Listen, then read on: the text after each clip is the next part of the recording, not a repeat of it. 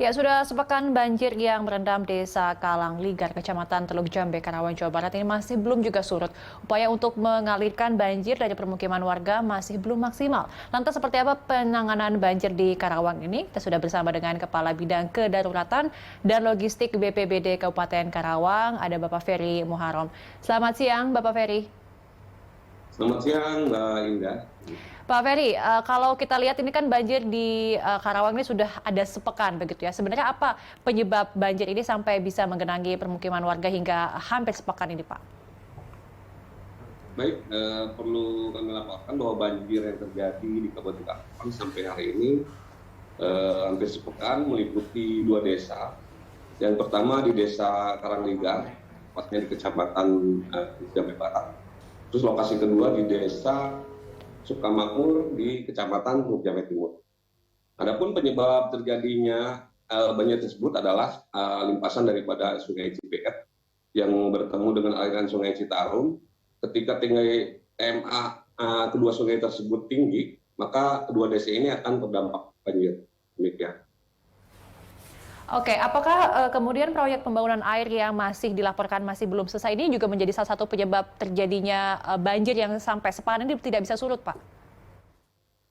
Ya, dikarenakan bahwa kedua desa yang terdampak tersebut berada di titik paling rendah di Kabupaten Karawang.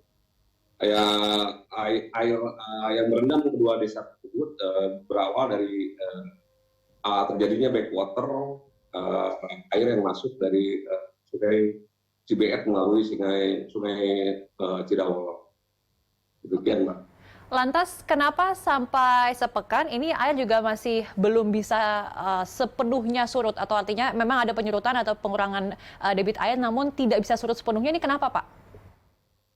Ya, karena terjadi fluktuasi eskalasi TMA, tentunya yang mempengaruhi rendaman air di kedua desa dan 2 kecamatan tersebut, tepatnya di Karangligar maupun Desa Sukamakmur, akibat daripada tingginya pengaruh TMA Citarum dan Cibeet. Manakala terjadi hujan di hulu Sungai Citarum di daerah Kabupaten Bandung ataupun Purwakarta, sehingga berpengaruh ke TMA Citarum.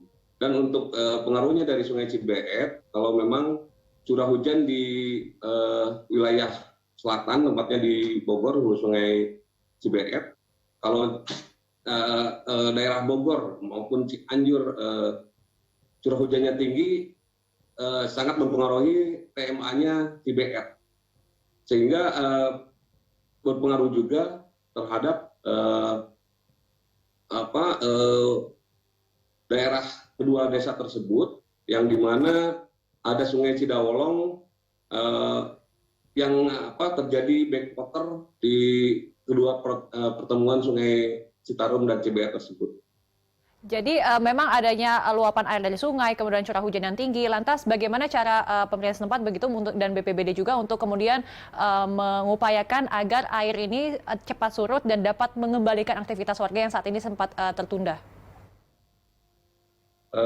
Tentunya kami dari BPBD sudah melakukan koordinasi atau baik untuk penanganan korban yang terdampak di kedua wilayah terdampak banjir tersebut, berupa bantuan terhadap warga ketika pertama kali banjir terjadi, dari sisi evakuasi warga ke tempat yang lebih aman, terus menjamin tercukupinya kebutuhan dasar masyarakat yang terdampak bencana melalui pendirian dapur umum ya. Tentunya kami juga menyalurkan bantuan logistik berupa makanan siap saji, sarung, selimut, alas tidur, kebutuhan bayi, makanan bayi, dan tentunya alat kebersihan. Terus melaksanakan pelayanan kesehatan kepada warga yang terdampak bencana di kedua desa tersebut, dan berkolaborasi berupaya sinergi dengan unsur TNI Polri guna untuk melakukan patroli untuk menjamin keamanan rumah warga yang terendam. Demikian. Oke, sejauh ini kan kita sudah tahu ini banjir yang menggenangi Karawang ini kan sudah berjalan seminggu ya Pak, sepekan. Apakah sampai saat ini ada laporan terkait dengan penyakit yang kemudian diderita oleh warga yang terdampak atau akibat dari banjir ini? Selama ini memang ada beberapa warga yang terdampak karena pasca banjir, gatal-gatal maupun demam. Tapi tentunya kita sudah menyiapkan berkolaborasi juga dengan Dinas Kesehatan di Kabupaten Karawang untuk memberikan pelayanan umum guna menjamin kesehatan dan perlakuan medis pada warga yang memang terdampak dan melayani juga rujukan bila mana memang urgensi untuk ke rumah sakit yang memang lebih bisa penanganan medis secara lanjut.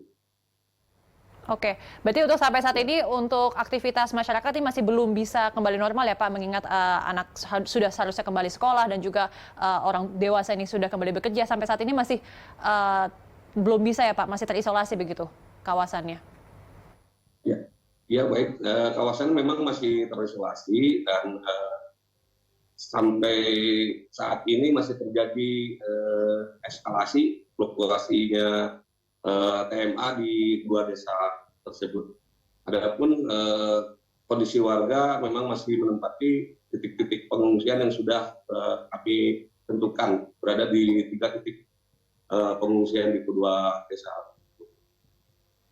Baik, terima kasih informasi dan juga update terkininya Bapak Ferry Muharrem, Kepala Bidang Kedaruratan dan Logistik BPBD Kabupaten Karawang yang telah bergabung bersama kami di Berita Satu Siang.